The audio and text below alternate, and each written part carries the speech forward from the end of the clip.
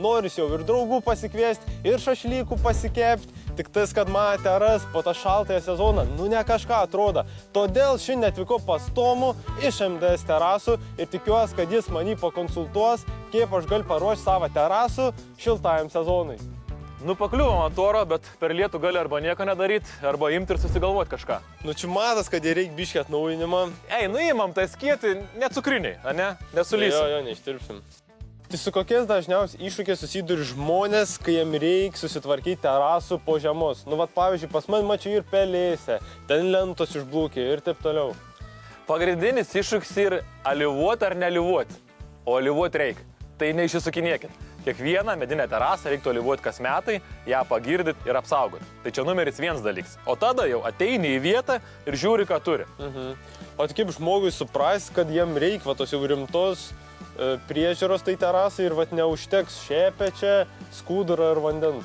Tai paprastas pavyzdys. Šiandien lyja, ir daug žmonių sakys, tai nulijo lietus, eik alyvuoti, viską nebereikia, jokių ploviklių nereikia plauti.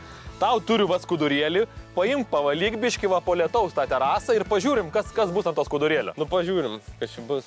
Čia baltų maikį tokį paimė negailų. Tai specialiai, ką matytus, Patrinam. Vau, labai gerai atrodo. Daug alyva ir alyvuojama, ne? Tai va, čia yra tas dalykas, kad ne tik čia yra dulkių, žemių ir įsivaizduokim, kad jeigu tai paimtumėm su mikroskopu, tai mediena yra porėta. Tai tas poras pilna prisėsta ir dulkių, ir vis tiek kažkokios augmenijos, pavadinkim tam tikro grybelio ir jį reikia išvalyti. O galėtume dabar papasakoti, kaip turėtume nuo A iki Z išvalyti terasų ir paruošti šiltajam sezonui.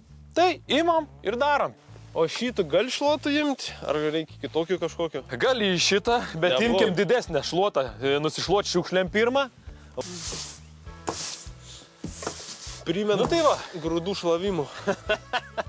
Pagrindinė šiukšlės nusišlavę, galim imtis plovimo. Tai plovims irgi yra keli būdai.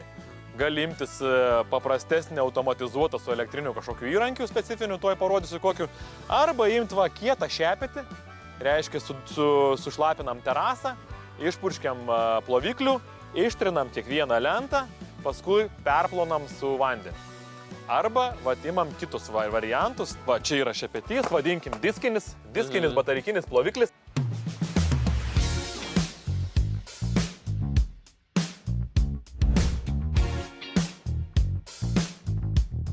Jeigu plaunam terasų su ploviklį, tai kaip išsirinkti patį tinkamiausią? Yra dažniausiai porą variantų. Yra intensyvus valiklis ir yra, vadinkim, terasų muilas medienos valiklis. Tai intensyvų valiklį naudoja tada, kai, pavyzdžiui, norit keisti terasos alyvos sistemą.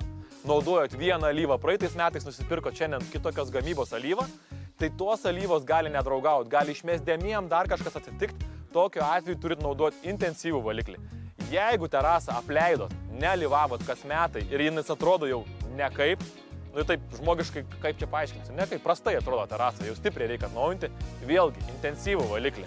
Bet jeigu tavo terasą atnaujinat kas metai, naudojat medienos valiklį, medienos valiklis yra skiedžiamas iki vienas, ten, kad ir prie 10, jeigu šiaip į mėnesį kartą išsiplauti, arba 1:4, 1:2 gali būti, jeigu tu nori tą terasą tą pirmąjį kartą po žiemos persialyvuoti. Ir dar reikia paminėti, kad augalai jo irgi nebijo. Tai purškia, nereikia saugoti žolės, ten medelių dar kažko, jie draugauja su viso augmenija. Mažiau kalbų, daugiau darbų, parodom, kaip tai veikia. Tai va, pilam, biškį vandens įpyliai, viskas paruošta. Tai tokiu atveju, ką daryčiau su šepečiu, mirkau ir valau ir tuoj galėsim pademonstruoti. O kitas variantas yra specialus purškiklis, kuris tinka būtent tokiai bankutei. Purškti terasų ir tada trinti su šepetį. Pirmą sudrekinam. Yra šlanga, dabar jau gali imtis darbų ir drekinti visą terasą. O kiek reikia drekinti, tiesiog taip praeini. Taip, kad sušlaptų ir tai būtų riebiai nenudžiūtų, nes kas ir yra, net plaunant terasą, jeigu tu matai, kad jau džiūsta lentos tau su valikliu valant, tai turi dar kartą perdrekinti. Pagal sistemą turėtų eiti šalia tavęs, kad galėtum pamirkyti ir pasitraukti. Žingsnis po žingsnio. Aš čia kažkaip prasieisiu čia, tau parodysiu, kaip daryčiau kitu atveju. Prasieinu. Toks tas sodas ir daržas, kad ir lietsly vis tiek dirbam, nesiskundžiam, visiškai gerai yra šipsenytė, ir tiek. Matai?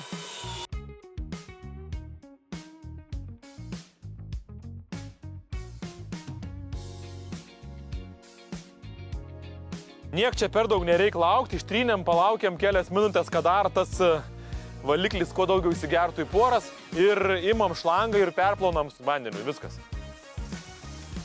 Kaip ir sakė, augalam nieko tokia. Augalam nieko tokio, purkštiesiai, nežiūrėk jo. Žolytės pusės, gal Taip, geriau taip. augs. Kas dabar reikia, turim palauk, kol nudžiūs, porą parų taip saugiausia, tai išdžiūvus reikia salivuoti. Nu tai palaukiam, einam kokią stalo tenisiuką sužaisim dar partiją. Einam. Nu. Ai, tu 7.